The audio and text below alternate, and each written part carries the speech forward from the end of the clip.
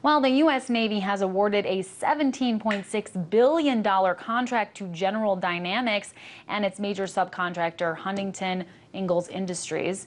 It's the largest ever Navy shipbuilding contract, and it's specifically going to the construction of 10 more Virginia-class nuclear-powered attack submarines. The contract funds 2 submarines per year from fiscal year 2014 through 2018 and will allegedly save the Navy $2 billion. To discuss what this means for the military budget and much more, I was joined earlier by RT's Megan Lopez. I first asked her about the deal and the Navy's need for the new submarines. The Navy already has 10 submarines and 8 more being built by a third party. So as you mentioned, it has a $17.65 billion contract with General Dynamics, and what that will build is 2 submarines brand new for the next 5 years. Now, the net savings, as you mentioned, is $2 billion. Essentially, what the military is getting is 10 new more submarines for the price of 9. And these submarines are very, very high tech. The whole point of them is to be able to, quote, maintain underwater dominance. That's what the U.S. is striving for here. And that is what the company, General Dynamics, is boasting about these submarines. So they're very high tech. They can run for longer periods of time between maintenance of 15 full-length missions versus the 14 before. The problem is when you get to that number, $2 billion, what does that really mean in terms of savings? Well, in actuality, it really doesn't mean all that much. Reason being, in 2012, President Obama only requested for 9 of these submarines, but we are getting 10. So could we have reduced the number and possibly gotten 9 for the price of 8? Well, that's a question to be had. The other interesting thing here is how Congress plays into all of this. Congress has a huge role in how the Pentagon spends its money, and a lot of times the experts that I've spoken to say that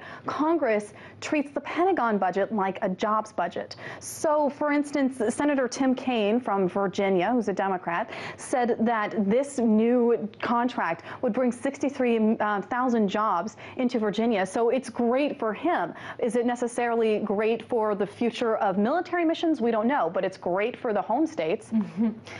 So at the same time, we're hearing about another report from the GAO, the Government Accountability Project, saying the Pentagon is destroying $1 billion worth of ammo. That's just, it sounds very confusing. Can you really break down why they would be getting rid of some perfectly good ammo?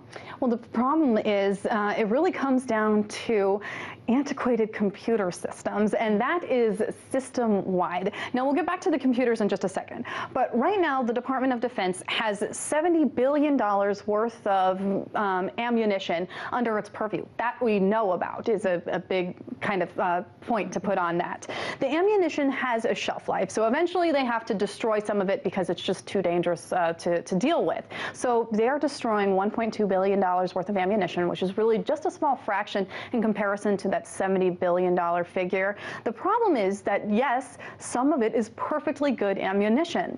Now, the problem is that the military does not have a complete computer system that all of the branches of the military follow. Each branch in the military has its own separate computer system that tries to work with the main system, but actually doesn't. The Navy, the Marine Corps, and the Air Force system has been called obsolete in terms of being able to maintain it. And even the armies, which is up to the standards of the Pentagon, has a lot of problems in counting this ammunition. And why is the computer system so complex? I mean, is there anything being done right now to fix it?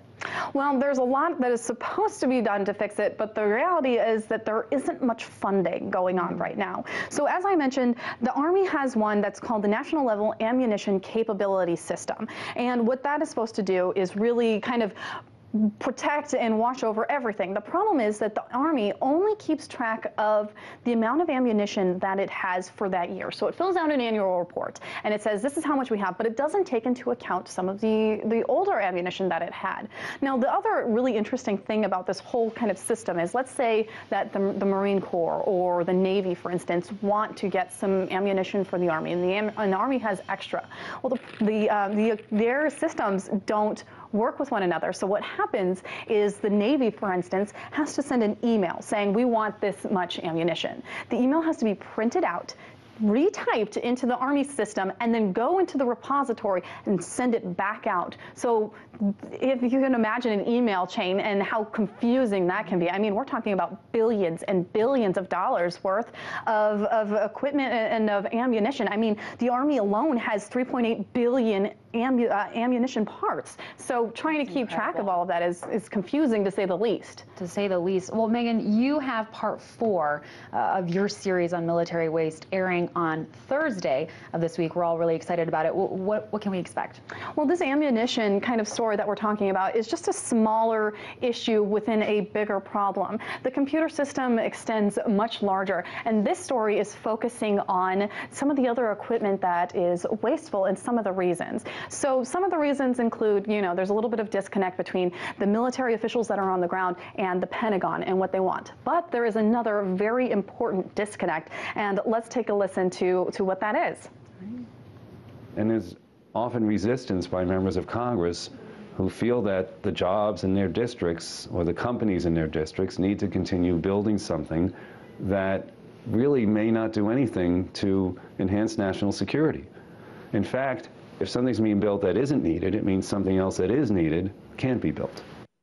So Congress, once again, plays into all of this, makes it very confusing. It always goes back to Congress. Well, people will be able to tune in and see more of that on Thursday of this week. Megan, thanks for that reporting. Thank you.